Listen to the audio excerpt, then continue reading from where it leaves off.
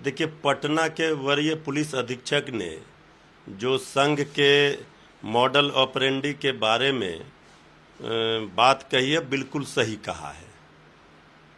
RSS भी, वे लोग भी शारीरिक प्रशिक्षण के नाम पर अपना प्रोपगंडा और घृणा फैलाते हैं और किसी क्षेत्र में पाव जमाने पर दंगे, मॉब लिंचिंग, अन्य सांप्रदायिक सौहार्द विरोधी गतिविधियों को अंजाम देते हैं। अगर पटना के एसएसपी ने ये बात कही तो फिर आखिर बीजेपी सरकार में है, उनकी पुलिस है, उनके एसपी हैं, उनको क्यों पेट में दर्द हो रहा है? आप उन्माद की राजनीति कीजिए, नफरत की राजनीति कीजिए, घृणा फैलाइए, सांप्रदायिक सौहार्द बिगाड़िए, वो सही है जो उनका चरित्र है आरएसएस का।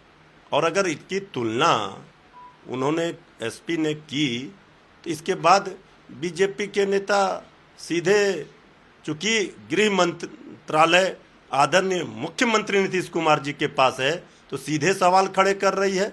इसका मतलब है कि अगर आपको इतने बेचैनी है, इतना आप अगर पुलिस पर भरोसा नहीं है और माननीय मुख्यमंत्री नीतीश कुमार जी पर, तो फिर सत्ता में साथ क्यों बने हैं? अलग हो जाइए। बार बार बीजेपी सवाल खड़े करती है पुलिस पर। पटना के सीनियर एसपी ने बिल्कुल सही तुलना की। झारखंड मुक्ति मोर्चा ने राष्ट्रपति चुनाव में एनडीए की ओर से राष्ट्रपति पद के उम्मीदवार द्रौपदी मुर्मू का समर्थन करने का ऐलान किया। नहीं, देखिए, झारखंड मुक्ति मोर्चा चूँकि आदिवासी क्षेत्र झारखंड में और उन्हीं का प्रतिनिधित्व वो पार्टी करती है, उनकी मजबूरी समझा जा सकता है। चूँकि झारखंड की राज्यपाल भी रही हैं द्रौपदी मुर्मू जी, तो हो सकता है कि उन्होंने इस बात को लेकर के समर्थन देने का ऐलान किया हो कि चूँकि झारखंड में आदिवासी बाहुल क्षेत्र राज्य झारखंड है, तो वहाँ इस उम्मीदवार उनको, जो द्रौपदी मुर्मू जी हैं, उनका विरोध करना उनको भारी पड़ सकता था। इसलिए झारखंड मुक्ति मोर्चा ने, अपने पार्टी ने निर्णय लिया है, तो ठीक है, वो उनका निर्णय है।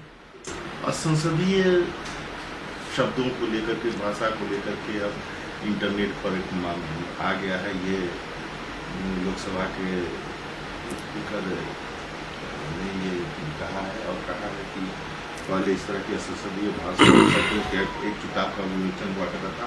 अब यह जो है कागज की बर्बादी को रोकने के लिए हम लोगों ने इंटरनेट पे डाल दिया कि कौन कौन से शब्द असंसदीय हैं, और बहुत सारे ऐसे शब्द भी आ गए हैं। देखिए, हमारी पार्टी का स्पष्ट मानना है कि जो लोग बाहर दंगे करवाएंगे, पत्रकारों, समाज सेवियों को जेलों में सड़ाएंगे, युवाओं के भविष्य को मिट्टी में मिलाएंगे और संसद में घुसते ही संत हो जाएंगे, सधी आलोचना से भी आहत हो जाएंगे, तो फिर जब आलोचना करने देना ही नहीं है, विरोध की भाषा सुननी ही नहीं है, तो फिर कोई फायदा नहीं है डेमोक्रेसी का और संसद। इसके पहले भी आप जितने भी मर्यादित भाषा होते थे, ये जो मुहावरे के माध्यम से जो संसदीय भाषा माने जाते थे, वो लोग बोलते थे। अब विरोधियों के आवाज़ को तो रोकने का प्रयास कर ही रहे हैं, अब उन शब्दों से भी उनको नफरत हो रही है जो शब्द उनको चुभ रहे हैं।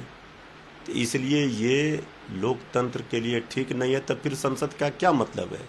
तब तो मूर्ति बना करके पूजा करें भक्त लोग, यही चाहते हैं। विपक्ष को ख़त्म कर देना ही अगर मकसद है तो ये लोकतंत्र के लिए ठीक नहीं है।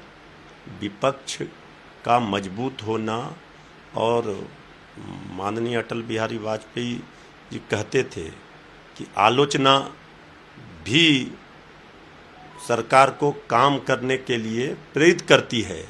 निंदक नियरे राखिए, आंगन कुटी क्षमाए। लेकिन ये सरकार, आदरणीय प्रधानमंत्री जी, बीजेपी की सरकार तो आलोचना सुनना ही पसंद नहीं करती है, इससे घबराती है, भागती है। इसलिए इस तरह का काम कर रही है।